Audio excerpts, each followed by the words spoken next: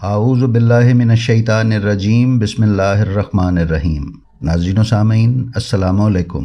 امید ہے آپ خیریت سے ہوں گے اور ہماری ویڈیوز سے مستفید ہو رہے ہوں گے۔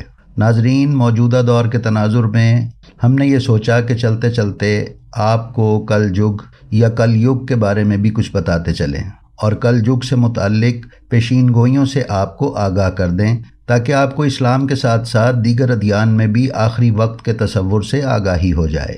ویڈیو پر جانے سے پہلے ہم آپ سے گزارش کریں گے کہ اگر آپ نے ابھی تک ہمارے دونوں چینلز بلینڈ آف ہسٹری اور آؤ تلاش کریں کو سبسکرائب نہیں کیا تو برائے مہربانی انہیں سبسکرائب کر لیں اور ان پر پیش کی جانے والی ویڈیوز کے لنک اپنے عزیز و اقارب کو شیئر کرتے رہیں تاکہ ہماری حوصلہ افزائی ہوتی رہے۔ تو ناظرین، ہندوؤں نے اپنے عقیدے کے مطابق زمانے کو 4 ادوار میں تقسیم کیا ہے۔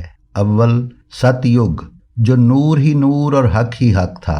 دوئم ترتیہ یگ جو پستیوں اور تنزلی کی وجہ سے شروع ہوا اور اس کے خاتمے کے بعد تیسرا یگ یعنی دوآپر یگ شروع ہوا جس کا خاتمہ موجودہ اور چوتھے دور کل یگ کے آغاز پر ہوا۔ اسی کل یگ کو عام بول چال میں کل جگ کہا جاتا ہے اور جب کل یگ ختم ہو جائے گا تو دوبارہ ست یگ آئے گا۔ ان تمام یگوں میں سب سے چھوٹا یگ کل یگ ہے۔ یہ تاریکی اور شر کا دور ہے۔ ناظرین، اب ہم کل یگ کے سلسلے میں ایک مشہور ہندو محقق کی رائے آپ کی خدمت میں پیش کرتے ہیں۔ وہ کہتے ہیں کہ کل یگ تقریباً اسی زمانے سے شروع ہوتا ہے جو طوفان نوح کا زمانہ ہے۔ اس واقعے کو ہندو ایک یادگار واقعہ سمجھتے ہیں اور اپنی پوری جنتری کی بنیاد اسی واقعے کو قرار دیتے ہیں۔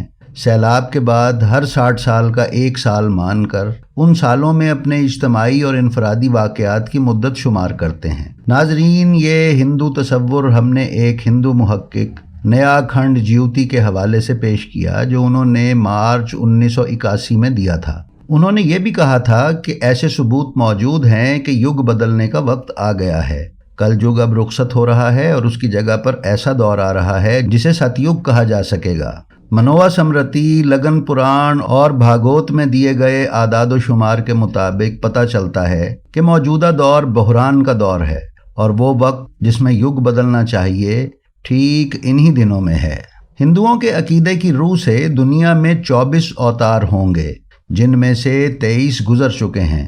صرف 24واں اوتار آنا باقی ہے جس کا ساری دنیا کے ہندو انتظار کر رہے ہیں۔ ہم اپنے پچھلے ویڈیو میں بتا چکے ہیں کہ اس آخری اوتار کا نام کلکی اوتار ہے اور ہندو ان کو کلنکی اوتار کے نام سے بھی یاد کرتے ہیں، یعنی سیاہی دور کرنے والا اوتار۔ اس اوتار کے بارے میں کتاب گیتا کا یہ حوالہ قابل غور ہے۔ اتنی کتھا سنا کر شکدیو جی نے کہا، اے راجا پریکشت، جب آخر کل یگ میں اسی طرح بڑا پاپ ہوگا تب پرمیشور دھرم کی رکشا کرنے کے واسطے سنبھل دیش میں گھوڑ برہمن کے گھر کلکی اوتار اتاریں گے جو نیلے گھوڑے پر چڑھ کر ہزاروں راجا اور دھرم پاپیوں کو تلوار سے مار ڈالیں گے، جبکہ ان کے درشن ملنے سے بچے ہوئے آدمیوں کو گیان مل جائے گا۔ تب وہ لوگ پاپ چھوڑ کر اپنے دھرم سے چلیں گے۔ ان کے 800 برس بعد ست یگ ہو کر سب چھوٹے بڑے اپنا دھرم کریں گے۔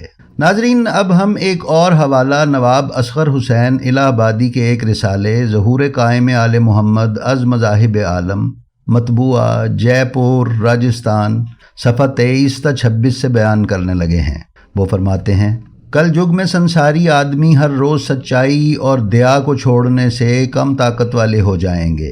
کل یگ میں آدمی کی عمر تقریباً 120 سال لکھی گئی ہے، مگر ادھرم یعنی گناہ کرنے سے اکثر لوگ 20 یا 22 برس سے زیادہ زندہ نہ رہیں گے۔ ایسا چکرورتی اور پرتاپی راجا کوئی بھی نہ ہوگا جس کا حکم ساتھ میں دیپ کے راجا کے لوگ مانیں۔ اپنا دھرم اور نیائے چھوڑ کر جو ان کو روپیہ پیسہ دے گا اس کی حمایت کریں گے۔ لوگ دمڑی کوڑی کے واسطے دشمن ہو جائیں گے۔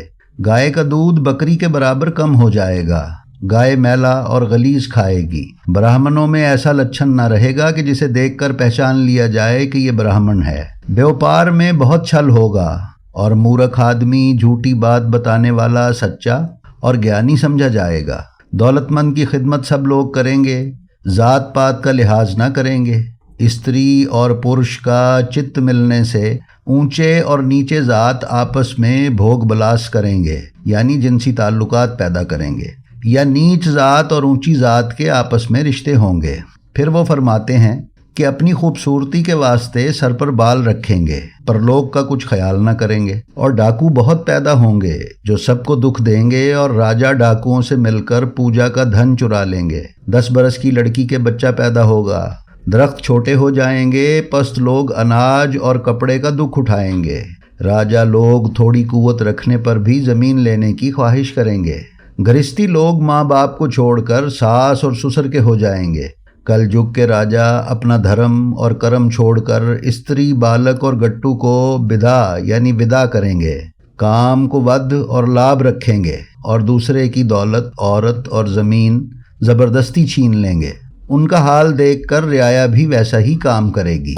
नाजरीन, श्री कृष्ण जी ने अपने दुनिया से जाने के बाद जो और जिस जिस घराने के हिंदू राजा होंगे उनके मुफस्सिल हालात और ज़माना हुकूमत तहरीर करने के बाद और काकूल का राज बनाकर ये लिखा है कि उसके बाद मुसलमान राजा होकर बादशाह कहलाएंगे और 1099 बरस तक उनका राज रहेगा, और मुसलमानों को जीत कर 10 पीढ़ी तक गोरांडी राज करेंगे। फिर अहीर और अशूदर और मलीच राजा होंगे। उसके बाद 11 पीढ़ी 99 बरस तक मौन का राज होगा। सूरजबंसी बेशाख और बेनिशान हो जाएंगे। नाजरीन, साहिब रिसाला ज़हूर आले मोहम्मद अज़ मज़ाहिब आलम इन आसार और इन निशानियों के मुतालिक कुछ तफसील तहरीर करते हैं, जो कुछ इस तरह से है। वो कहते हैं कि अगर वो ज़माना शुमार किया जाए कि जब मुसलमानों को सिंध में फ़तह हुई तो तकरीबन मुसलमानों की हुकूमत 1857 तक रहकर वो मुद्दत कायम हो जाएगी। 10 पीढ़ी गोरांडी राज करेंगे, यानी गोरे राजा होंगे। अगर एडवर्ड हश्तम सल्तनत न छोड़ता तो ये पेशीन गोई गलत हो जाती, मगर उसके सल्तनत छोड़ने के वाक़े ने साबित किया है कि जो कहा गया था वो दुरुस्त निकला।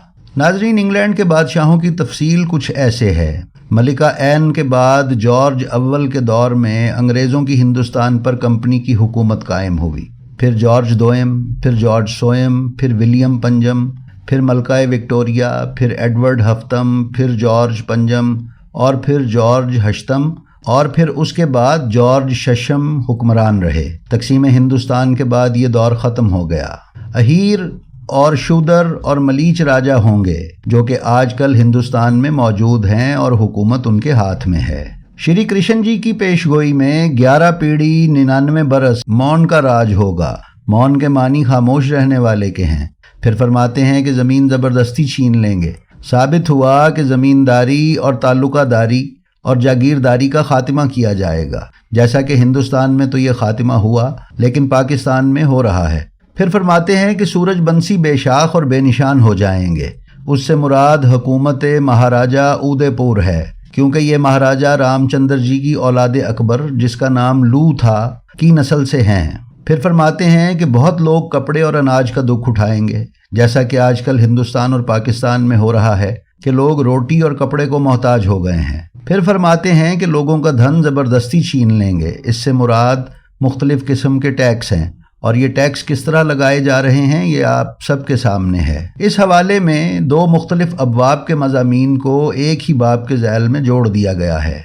99 बरस मौन के राज के बाद ये तहरीर है कि इतने ही लोग कल युग में नामी राजा होकर फिर अहीर, शूदर और मलीच राजा होंगे, वगैरह वगैरह।